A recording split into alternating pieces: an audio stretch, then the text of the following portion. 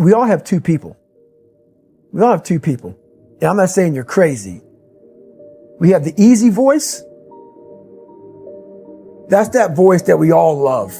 That's that very comfortable voice that's that mommy holding you saying it's going to be okay.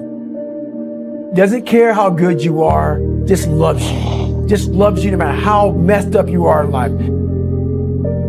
So that's that one voice. This other voice that we walk very far away from is a voice saying, hey man, you ain't doing shit. So we try to get this voice out of our head completely. And we live over here in this land. So what you have to do first is turn up this voice over here. The voice saying things to you that aren't nice. That it's in our head saying, you know what, man, dude, you're not doing shit. I'm not saying to put yourself down. I'm saying listen to the truth. And the truth isn't in the 20%. The truth is in this other part of your brain saying, look, man, you're wasting a bunch of percentage here. We have 80 more percent that we're not tapping into because in this other 80% is suffering, pain, failure, self-doubt, darkness, and then a whole bunch of light. But to get to this light, you got to go through all of this. So a lot of us know that. I can get over here, but over here, man, this is much better because I got to go through this journey that is not fun. This from 20 to 100%, this shit in between is not fun. So we decide to live over here. So everybody goes, how do you do that? You know exactly how to do that. You know exactly, it's not a magic trick. There's nothing I talk about that's a magic trick. It's all back down to a very primitive mindset of we just have to do. It's like breathing. Breathing becomes normal. Like we don't know that we're doing it. That's how you have to live your life.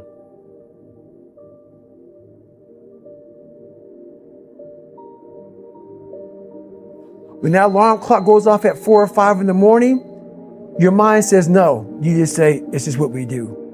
It's what we do now.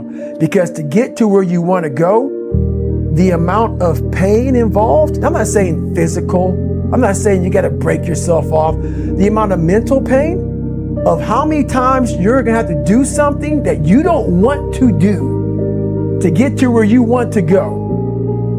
When I was 297 pounds and I was fat as hell trying to be a Navy SEAL, the scariest thing in the world to me, even to this day, was that could have been the rest of my life. I thought then I was trying hard. That's the scariest thing in the world. I thought then, 297 pound, working for Ecolab, spraying for cockroaches, making $1,000 a month. I thought that was me at my 100% potential. Come to find out, a few years later, I wasn't anywhere near that. 106 pounds less, graduated Navy SEAL training, went on to do all these other things. Looking back on that was me trying hard. That's why people got to understand what is in us. We have no idea until we start trying hard. And I mean really trying hard when you're obsessed with, hey, this is my new norm. My new norm is that, wow, this isn't always fun. It's not always meant to be fun. And that's when you know you're trying hard. Is that, and so people listen to us that maybe are at 20% or 30%, you know, about, yeah, I'm going hard, I'm going max, and yet they're not seeing the results. Like, how do they actually shake themselves out of that? We're all in a battle with our own brains. That's all life. That's all life is. It's the most powerful thing in the world, is your own brain. It can work for you or against you. And as opposed to focusing on all those bad things that happened to you, all the things you didn't have, the people that called you names, all the stuff that was going again, and you start thinking, wait a second, I just visualized this, and now I can take it to the next level, because the visualization got you through SEAL training. It did. And I was able to visualize the end. So when I was 297, and I was all fat and out of shape, and I couldn't run a quarter mile, and I was drinking milkshakes and eating boxes of donuts, I visualized, man, how would it feel for a brief moment So there was 22 guys that graduated. I watched this segment on TV about these guys going through Navy SEAL training. And I couldn't even, I wasn't a great swimmer. I was afraid of the water, all this crap, man. But at the very end, it says 22 guys, this commanding officer's up there, and he gives this great speech. I was like, man, I wonder. So I started visualizing me being the 23rd guy in these dress whites, sitting there with these guys, getting that Navy SEAL, graduating this Navy SEAL training. I was like, God. So I put myself there. I was like, man, that's an amazing feeling. I put myself there at 297, not even able to do anything that these great men were doing. I said, man, if I could feel that I could just feel that.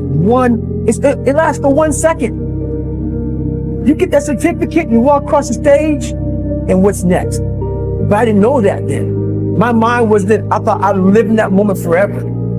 So I said, wow, man, if I could just feel like that. If I could feel like that. And what was that feeling you wanted so bad? It was that No, victory. I wanted to win.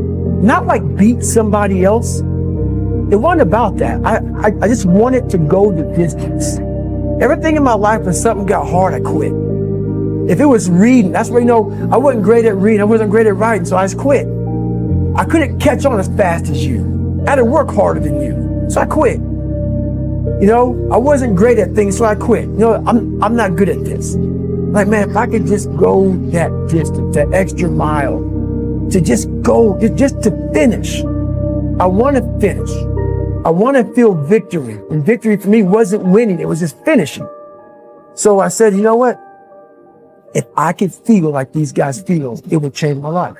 But what I realized, the best feeling I had was when I was by myself trying to lose this weight. I had to lose it in literally less than 3 months.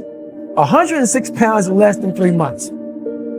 And literally, I started feeling victory just by putting myself in the battle. It wasn't about going to Navy SEAL training. It wasn't about being the 23rd guy in that chair. I started realizing, man, just by going to war with myself every day and putting these challenges and these goals and these obstacles, these insurmountable obstacles. So it wasn't about losing 106 pounds. Me losing 5 pounds was an accomplishment. Me losing 10 pounds and then 50 pounds. And then the more I did this, the more I gained confidence. And then the more I gained confidence, the more I realized these guys can't do what I'm doing right now. I had no coach, had no trainer, had no money. I didn't know how to lose weight. I had no knowledge of what I was doing. I was just working. I was just sacrificing. And then through that, all these different tools started coming up. But I would have never found these tools if I didn't put myself in a very uncomfortable place. We all look for toughness. We all want it, but we look for it in a comfortable environment. You will not find toughness in a comfortable environment. Those of you who are listening to this, whoever hear this, you will not find it.